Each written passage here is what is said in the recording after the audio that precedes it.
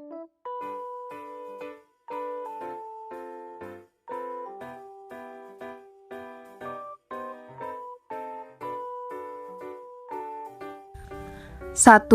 Pengertian pengendalian. Controlling atau pengawasan, sering juga disebut pengendalian, adalah fungsi manajemen yang berupa mengadakan penilaian, mengukur, dan mengoreksi prestasi kerja bawahan guna memastikan bahwa tujuan organisasi di semua tingkat dan rencana yang didesain untuk mencapainya sedang dilaksanakan. Selain itu, ada definisi pengendalian manajemen atau manajemen kontrol, yaitu proses melalui mana manajer dapat memastikan bahwa aktivitas yang aktual sesuai dengan yang direncanakan. Menurut Robert J. Mockler, pengawasan yaitu usaha sistematik menetapkan standar pelaksanaan dengan tujuan perencanaan, merancang sistem informasi umpan balik, membandingkan kegiatan yang dilaksanakan dengan standar yang telah ditetapkan sebelumnya, menentukan dan mengukur besar kecilnya deviasi-deviasi atau penyimpangan, dan mengambil tindakan koreksi yang menjamin bahwa semua sumber daya yang dimiliki telah dipergunakan dengan efektif dan efisien. 2. Proses pengendalian. Berdasarkan definisi yang disebutkan oleh Mockler, Mockler membagi proses pengendalian ke dalam 3 langkah, antara lain 1.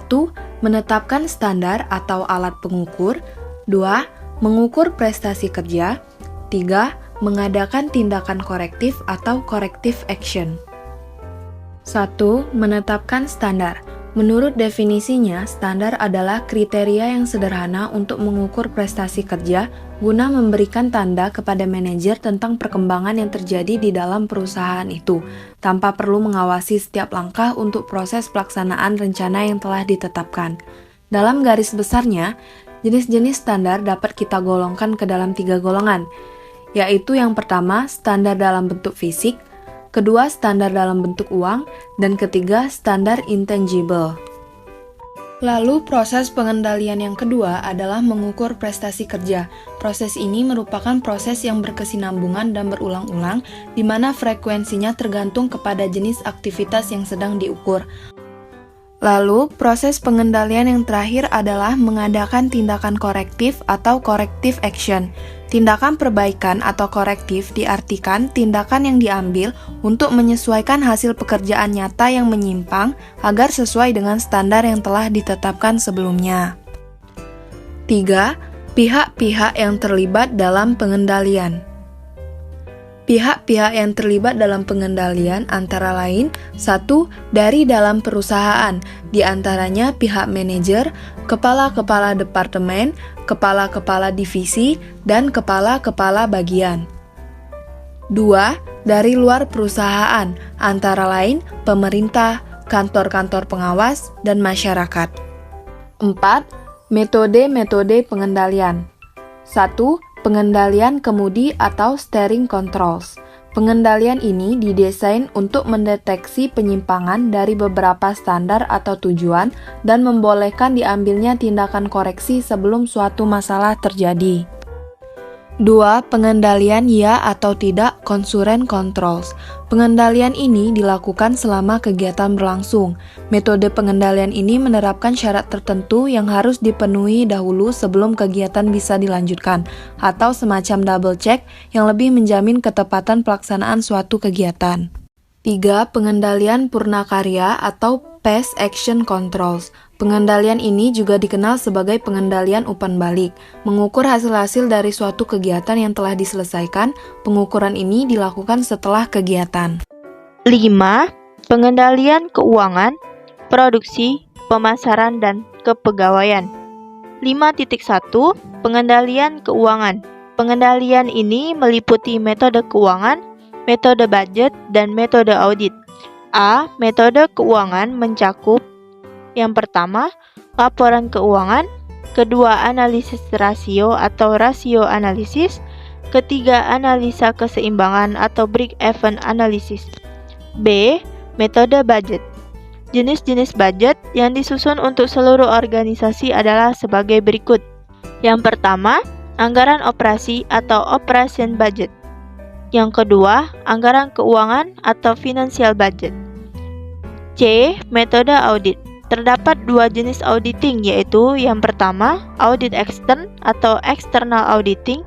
Dua, audit intern atau internal auditing. 5.2 Pengendalian produksi. Proses produksi merupakan proses interaksi antara bahan dasar, bahan-bahan pembantu, tenaga kerja, dan mesin-mesin serta alat-alat perlengkapan yang digunakan. Fungsi yang terkait dalam pengendalian produksi, yang pertama, peramalan atau forecasting. 2. Perencanaan atau planning. Rencana yang harus disusun di dalam bidang produksi adalah terdiri dari perencanaan A. Tentang pabrik atau factory planning. B. Manufacturing planning. C. Production planning. 3. Pengawasan atau controlling. 3 tipe-tipe pengawasan. Yang pertama, pengawasan pendahuluan. 2. Pengawasan atau konsoren. Ketiga, pengawasan umpan balik. 5.3 Pengendalian pemasaran. Pengendalian pemasaran adalah sebuah usaha mengoreksi dan selanjutnya memberikan petunjuk kepada pemasar dalam melaksanakan strategi pemasaran supaya pemasar selalu bertindak sesuai dengan apa yang sudah direncanakan. Tujuan pengendalian pemasaran yaitu untuk mengevaluasi kinerja dengan strategi yang telah dibuat. Selain itu, untuk menentukan strategi yang lebih efektif yang akan digunakan dalam periode berikutnya. Langkah-langkah dalam pengendalian pemasaran yaitu 1. Menentukan standar yang dilakukan secara bersamaan pada saat proses perencanaan strategi pemasaran. 2. Pemeriksaan atau supervisi kegiatan. 3. Mengukur kinerja. 4. Membandingkan kinerja dengan standar. 5. Menemukan penyebab atau alasan penyimpangan. 6. Mengoreksi. Bentuk-bentuk pengendalian pemasaran yaitu sebagai berikut. 1. Pengendalian operasional. Pengendalian operasional atau rencana tahunan adalah pengendalian dengan menilai kinerja yang berlangsung dengan rencana tahunan yang sebelumnya sudah dibuat dan mengambil tindakan perbaikan apabila perlu. 2. Pengendalian profitabilitas. Pengendalian profitabilitas adalah pengendalian dengan mengukur profitabilitas aktual berdasarkan jenis produk, saluran distribusi, kelompok pelanggan, serta besaran pemasaran. 3. Pengendalian strategi.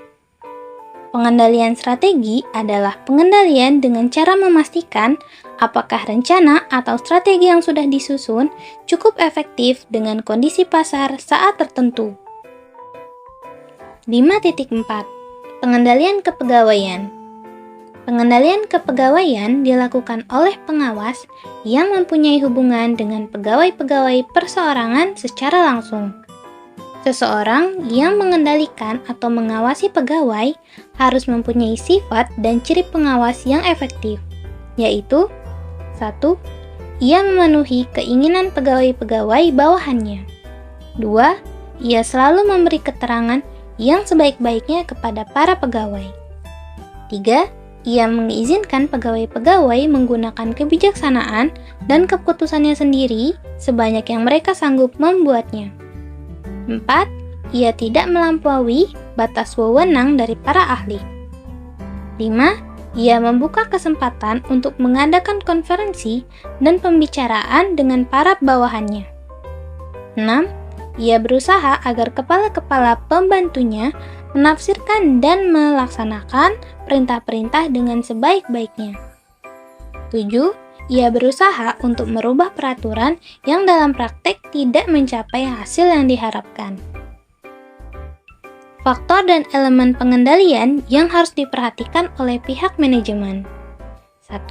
Faktor yang menentukan pentingnya pengendalian. Di antaranya, pertama, perubahan dalam lingkungan organisasi. Kedua, kompleksitas organisasi. Ketiga, kesalahan yang sering terjadi. Dan yang terakhir, dampak delegasi wewenang. 2. Elemen pengendalian diantaranya: pertama, kondisi dan karakteristik aktivitas yang akan dikendalikan. Kedua, instrumen atau metode sensor untuk mengukur kondisi dan karakteristik. Ketiga, penentuan kebutuhan untuk mengambil tindakan perbaikan dan penyampaian informasi yang benar. Dan yang terakhir, implementasi tindakan perbaikan.